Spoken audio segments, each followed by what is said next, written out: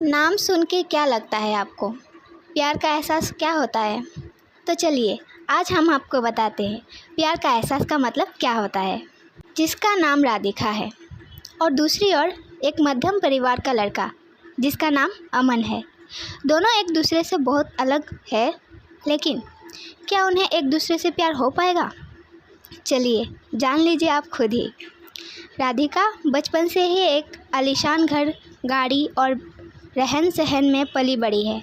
वही अमन बचपन से अपने परिवार को वही संघर्ष करता देख बड़े होते होते उससे अपने जिम्मेदारी का एहसास होने लगा।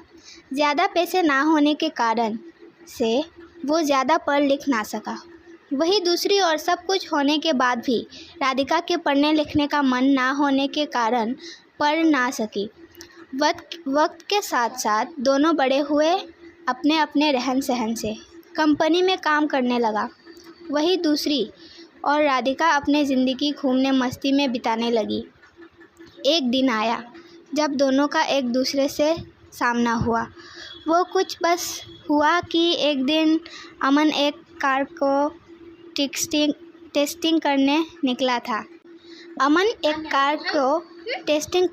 निकला था। वही राधिका अपने दोस्तों के साथ कार में घूमने निकली थी। थोड़ी दूर जाके राधिका की गाड़ी खराब हो गई और उसी वक्त अमन ने देखा कि कोई वहाँ लिफ्ट मांगते हाथ दिखा रहा है।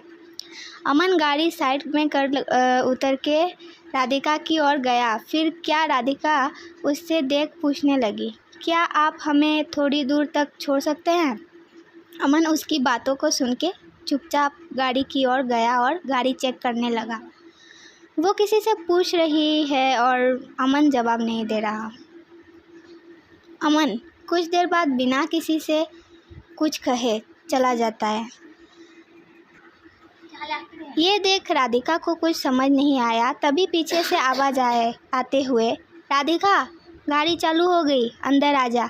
ये सुन राधिका उससे शुक्रिया करने जाती, तब तक अमन निकल चुका था। राधिका फिर गाड़ी में बैठ चली गई। एक दिन आया जब राधिका का जन्मदिन था। वो हर साल की तरह अपने परिवार के साथ मंदिर गई।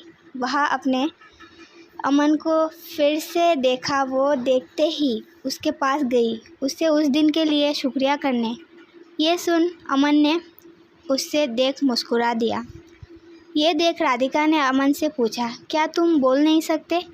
उस दिन भी मैंने पूछा था, तब भी कुछ नहीं बोले। आज भी जब मैं खुद आई तुम्हारे पास तुम्हें शुक्रिया कहने, तो आज भी बस शुक्रिया दिए और कुछ कहा नहीं। फिर अमन के कहा कि मुझे देर हो रही थी, लेकिन मैंने वहाँ तुम्हें देखा कि तुम लिफ्ट मांग रहे थे, इसलिए मैंने गाड़ी रोक के तुम्हारी गाड़ी ठीक करने चले आया। फिर दोनों के बीच बातें चलते लगी। फिर अमन को देर हो रही थी तो अमन ने कहा कि अब मुझे जाना होगा, मुझे ऑफिस के लिए लेट हो रहा है। जाते जाते अमन ने उससे दोस्ती की हाथ बढ़ाया, कहा कि क्या हम दोस्त बन सकते हैं? यह सुन राधिका ने कहा, मुझसे दोस्ती? मैं हर किसी से दोस्ती नहीं करती। यह सुन अमन ने हंसते हुए कहा, चलो ठीक है, कोई नहीं, वक्त बताएगा कि दोस्ती करते हो या नहीं। यह बोल के वो चल दिया और वहाँ राधिका भी अपने घर की ओर निकल पड़ी। कुछ दिनों बाद राधिका और अमन एक मॉल में मिलते हैं। अमन देख राधिका से पूछा, तुम यहाँ कैसे? राधिका देखते हुए, बस यूँ ही घूमने के लिए आई है। तुम्हारा आज ऑफिस नहीं है जो यहाँ आए हो? अमन ने कहा, आज बस जल्दी काम ख़त्म हो गया था तो सोचा थोड़ा घूम लूँ। फिर दिनों में एक कैफ़े में गए और बातें करने लगे। राधिका ने अमन से कहा, अपने बारे में बताओगे कुछ? अमन हंसते हुए कहने लगा, मैं क्या बताऊँ अपने बारे में, मेरा तो बस एक सादा ज़िंदगी है जहाँ रोज़ सुबह ऑफिस जाता हूँ और शाम को घर जाके घर का कुछ काम कर लेता हूँ। बस फिर खा के सो जाना, फिर वही सुबह फिर अमन ने पूछा, आप क्या करते हो?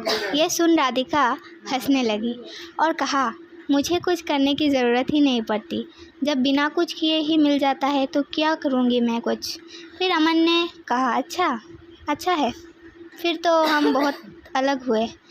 यह सुन राधिका ने कहा, हाँ अलग तो हुए हम, फिर भी तुम्हारे साथ बैठी हूँ यहाँ। फिर अमन ने कहा, बैठी हूँ मतलब हम अलग हैं तो सिर्फ रहन सहन के, बाकी हम दोनों एक ही हैं।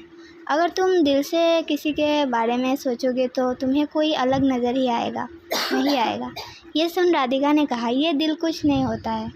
अमन सुन के मुस्कुराने लगा और कहा, ठीक है जैसा तुम बोलो। फिर हर कुछ दिनों में दोनों मिलते रहते, बातें करते और अपने घर चले जाते। धीरे धीरे दोनों में बातें बढ़ने लगी और दोनों रोज़ मिलने लगे। अमन ऑफिस से निकल के मॉल चले जाता और वहाँ राधिका उसके इंतज़ार करती रहती। फिर एक दिन राधिका ने कहा कि मुझे एक पूरा दिन तुम्हारे साथ रहना है, देखना है कि क्या करते हो तुम पूरा दिन। फिर एक दिन अमन का छुट्टी था ऑफिस का, तो उसने राधिका को मिलने के लिए बुला लिया। फिर अमन हमेशा की तरह पहले मंदिर गया, फिर वहाँ से आने के बाद मैदान गया जहाँ छोटे छोटे बच्चे खेलते रहते हैं। वहाँ अमन उनके साथ खेलने लगा। फिर कुछ देर बाद अमन वहाँ से आश्रम गया जहाँ वो हमेशा लोगों के खाना खिलाता है, उनका कुछ देर देखभाल करता, फिर चले जाता। फिर वहाँ से निकलने के बाद अपने घर आया और अपने माँ को बैठा आके घर का बचा हुआ काम ख़त्म किया। फिर रात हो गई और उसने राधिका को घर छोड़ आया और कहा, ये रहता है मेरी छुट्टी का दिन और यही है मेरी आम जिंदगी, जहाँ जितना हो पाता है उतना मैं करने की कोशिश करता हूँ। यह सुन राधिका बिना कुछ कहे चले गई और पूरी रात सोचती रही। ऐसे भी लोग होते हैं जहाँ अपना छोड़ दूसरे के बारे में इतना सोचते हैं। और एक मैं हूँ जो आज तक अपने माँ बाप की मदद तो दूर, आज तक पूछा भी नहीं कि वो कैसे है, वो क्या करते हैं। ये जब सोच राधिका भावुक हो गई और अपने माँ के पास चले गई। उसने देखा माँ उसकी काम कर रही होती है।